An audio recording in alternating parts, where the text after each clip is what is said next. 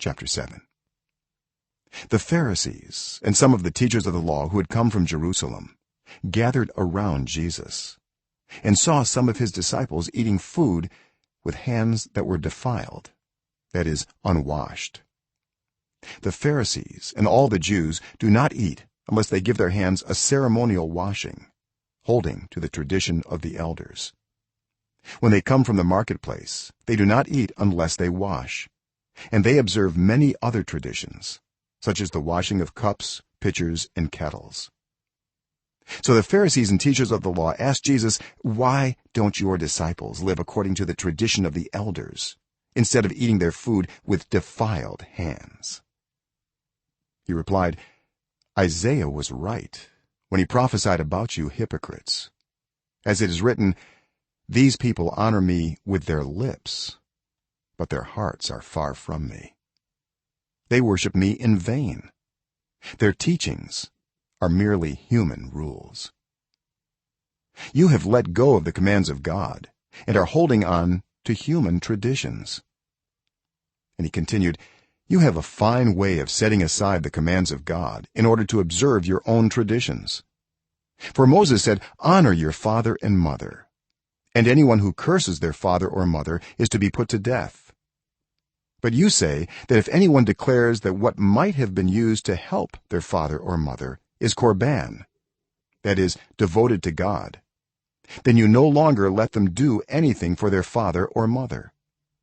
Thus you nullify the word of God by your tradition that you have handed down, and you do many things like that." Again Jesus called the crowd to him and said, "Listen to me, everyone, and understand this. Nothing outside a person can defile them by going into them. Rather, it is what comes out of a person that defiles them."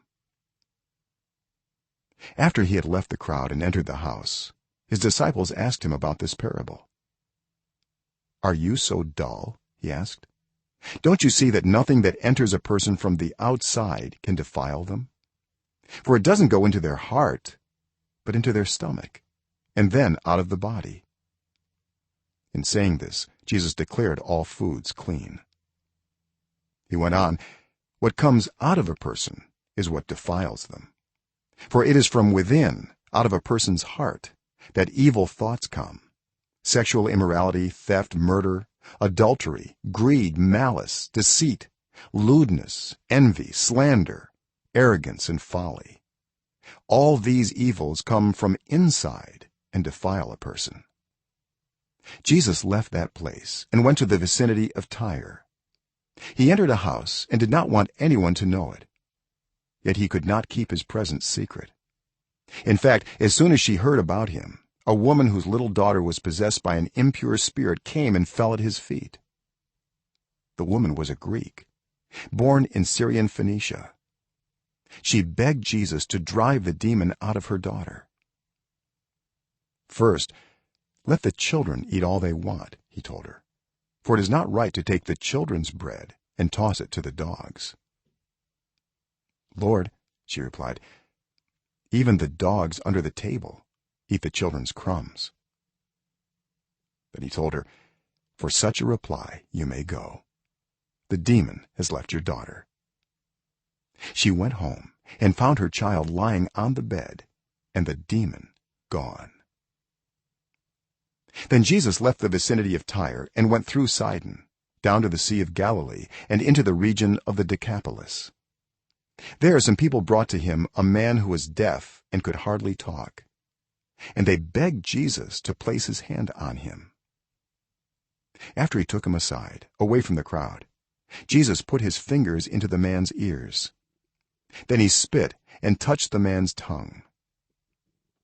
He looked up to heaven and with a deep sigh said to him, "Ephphatha," which means, "Be opened."